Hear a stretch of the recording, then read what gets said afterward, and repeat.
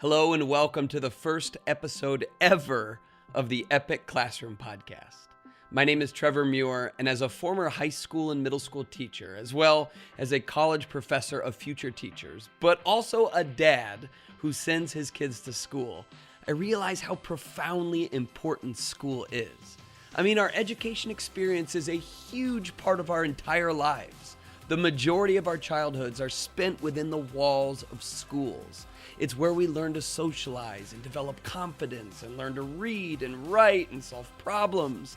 And those experiences and the people who help design and lead them have a huge role into shaping us into who we are the rest of our lives. School is impactful, and therefore, school should be epic. Now listen, I'll be the first to admit that the term epic is a little outdated. I think young people stopped using it the same year that NSYNC broke up. But I still like it. My first book is called The Epic Classroom, and it's still the name of my Facebook and Instagram accounts, and now it's the name of my own podcast. Because to me, epic isn't just an outdated way of saying that something is awesome or mind-blowing, like, that was an epic party, man. I mean, I do think school should sometimes be awesome and mind-blowing. I think it should sometimes be fun and exciting. I'm all about the classroom sometimes being epic in that sort of way. But that's not usually what I mean when I say epic classroom. Because the word epic also means story. And I love a good story. I like telling them and hearing them and living them.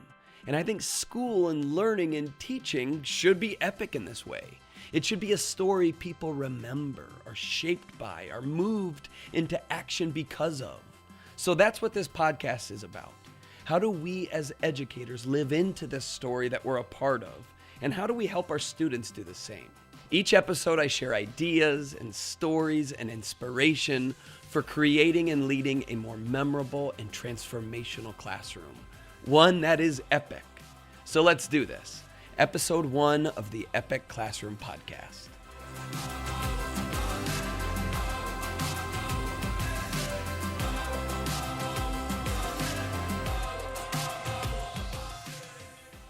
So I became a teacher mainly because of the tremendous impact several teachers had on developing me into who I am today. My hope was that I could have that same impact on my own students, not just in becoming knowledgeable learners, which the great teachers of my past always strive for with me, but also because of how they taught me to become a better person. And so I enrolled in an education program at a local college. I took classes all about understanding education theory and creating assessments and managing the classroom and understanding content standards and all of the subjects that fit the job description of a good teacher. Upon graduation from the program, I was well versed in education theory. I could understand cognitive constructivism, and I could write a mean essay on behaviorism as a classroom management plan. I felt that I was well equipped to step into the classroom and put these theories and ideas into practice. I mean, I just spent all of this time, years, with these professors who knew all about teaching, and I did all of these observations where I got to watch teaching and reflect on it and what was in the textbooks and all of this learning. It was all building me to be a great teacher. I felt like I was ready for it. And then I went and I got my first teaching job. And in my first week of teaching, as a brand new teacher, this thing that I'd been working towards for years and years and years, in my first week of teaching, a student of mine told me that she'd recently been abused at home. And nothing in my teaching preparation program told me how to handle that conversation. I mean, the first content standards I had to teach were on literature. I was an English teacher at first, and so I thought I'd have my students read The Great Gatsby. I mean, I loved that book when I read it the first time, and I thought, we'll read The Great Gatsby, and we'll have a bunch of deep conversations about the novel, like the ones that my friends and I would have in college, right? Like, we'll sit around and we'll talk about all the imagery and the meaning and what this means for society and what it means for our own lives. Like, that's what we'll do. We'll just sit around and talk about this book that I love to geek out about.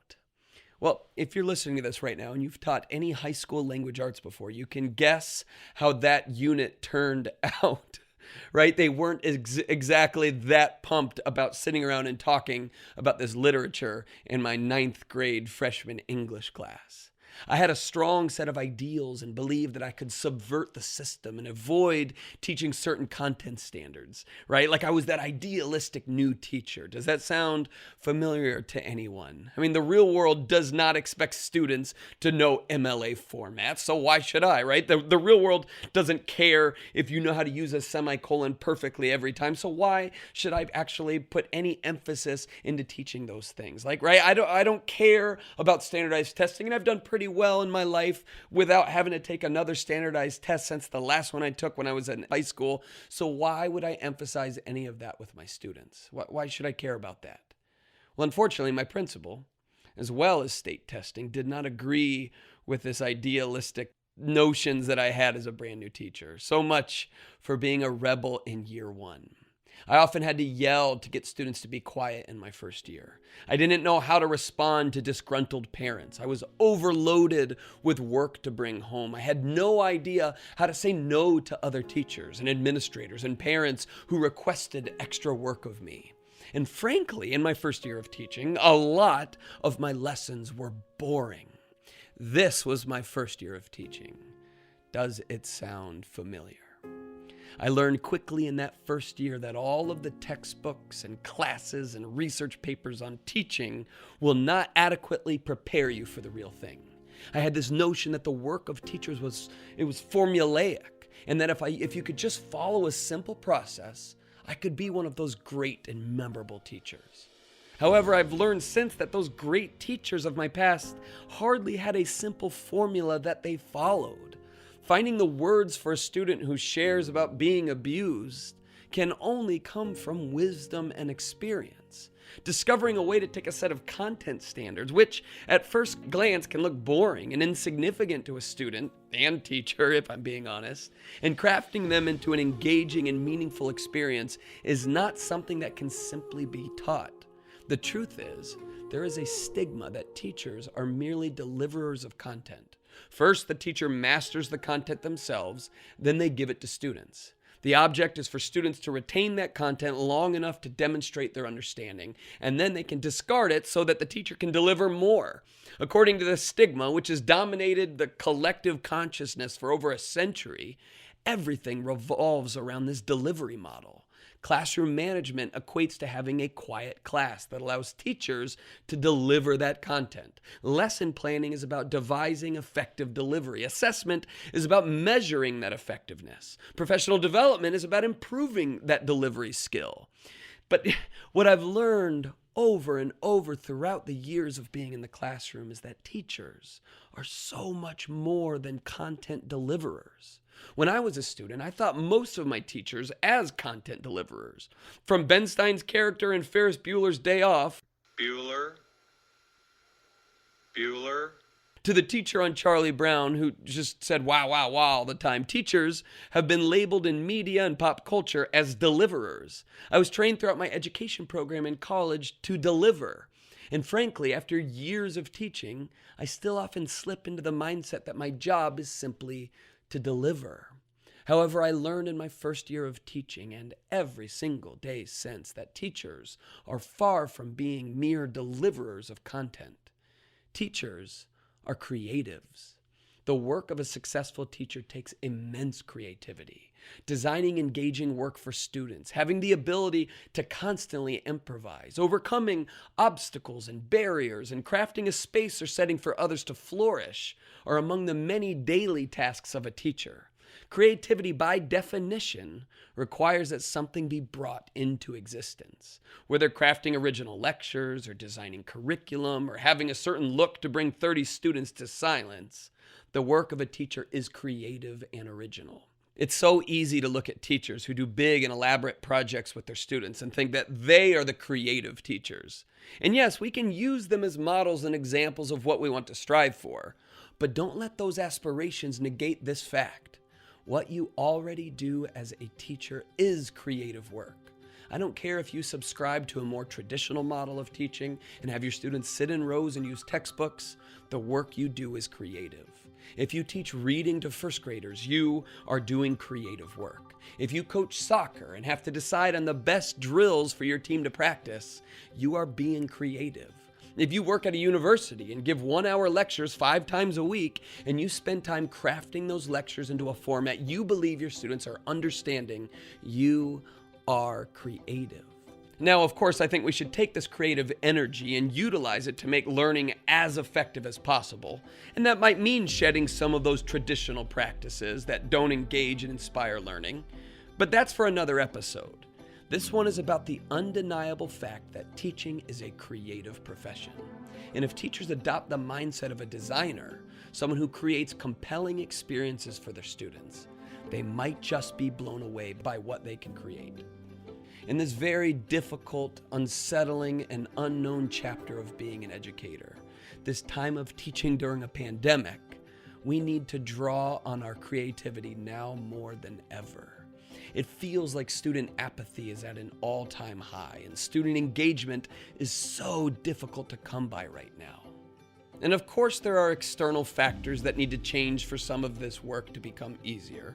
It would help if the pandemic would end, for instance, and also if educators could get more support from society at large. But I also think we need to lean on our own creativity more. Lean on how do we create experiences that still engage students? How do we solve the problems in front of us? How do we use this creativity that's inherent in being a teacher? That's part of the fabric of our work. How do we use it to not only just survive this time of being in the classroom, but find ways, discover ways to thrive in it? So that's what I want to explore in the next few podcasts. Concrete ideas to create learning experiences that engage students right now in this moment. How do we get them to want to learn in our classrooms? How can I use my creativity to design learning experiences that my students want to be a part of, despite the challenges of distance learning or just disrupted learning? But also, how do we create learning experiences that I'm excited about during this time? Because I think being a teacher, you should be inspiring your students, but I think you should equally be inspired as well. I think we should love the work we're doing, even if it's during a disruptive period of our lives, even if it's during this pandemic. So that's what we're going to talk about next time. How do we use our creativity to create moments in the classroom that are memorable and that they help students thrive during this time as well? And that's it. We did it. Episode 1 of the Epic Classroom Podcast is in the books. Thanks so much for listening, and I hope you will share with any of your friends, whether they're educators or not, and invite them to be a part of this conversation and listen to the podcast alongside you. Also, please take a second to leave a review of the podcast. Those early reviews will help so much to help this thing grow and allow more people to hear it. And lastly, thank you. Whatever you do in schools and for kids, I just want to thank you for the important work you're doing. In these times of disruption and even chaos, you are helping bring stability and challenge and wonder to students. And the importance of that cannot be overstated. So thank you so much, my friends, and I will see you next time.